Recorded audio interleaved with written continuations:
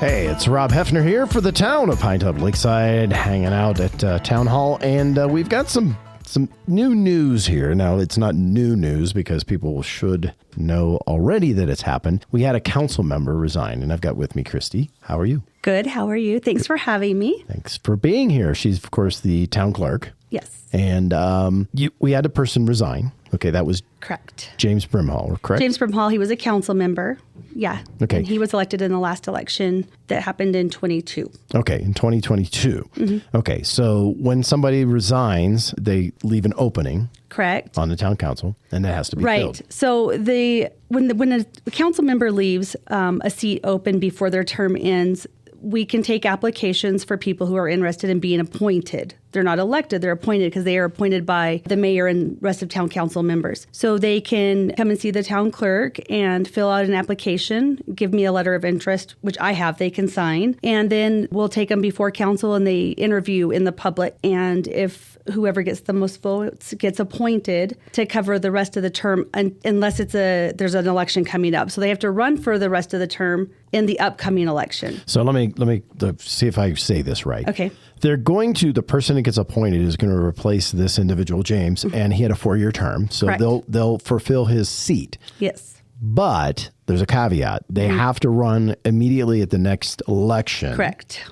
For the remainder of that seat. That is right. Not for the entire time. Okay, so they only get to the end of that, which will be 2 years. Right. So Councilmember Brimhall was elected at the general election in 22. So he was sat in January. He left in December. So he basically was here for almost exactly a year. Right. So now there's 3 years left on that term. Right. However, when you're appointed until the next election. So the appointment will go until the general election, which is going to be held on November 5th this year. Okay. Now, they'll run in the primary election. If they get the majority vote in the primary election on August, they don't have to run in the general. Right. But if they don't get the majority, they have to. But they still would not get sat if they were elected until January. Right.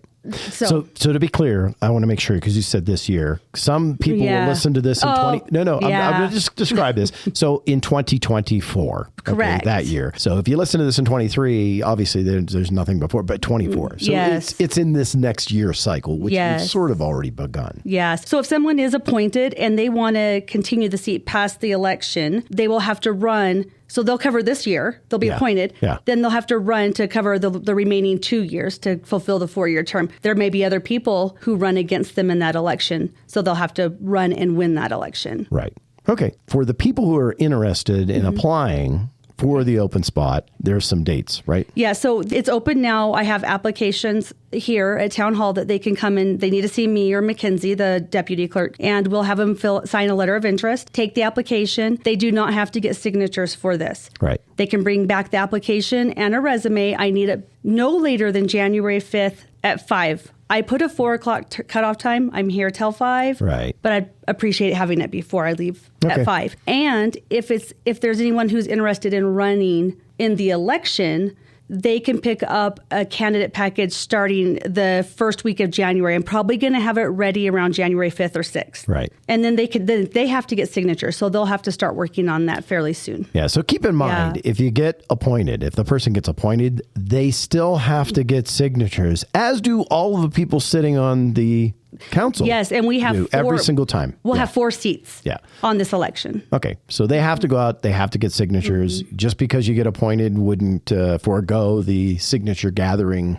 No, they have to go through it like they're a brand new candidate, just like everyone else. Well, like a brand new candidate or like a returning candidate. Exactly. They all have to do it every single time. Okay. Yeah. Anything else people should know?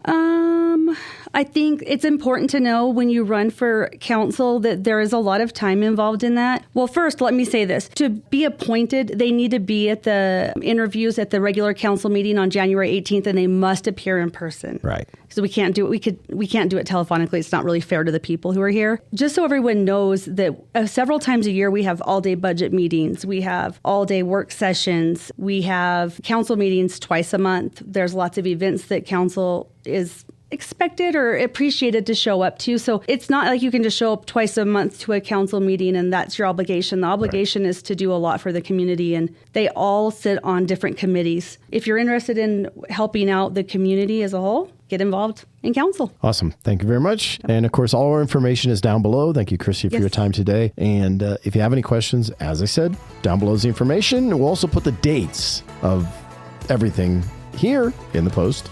I'm Rob for the Town of Pinetop-Lakeside.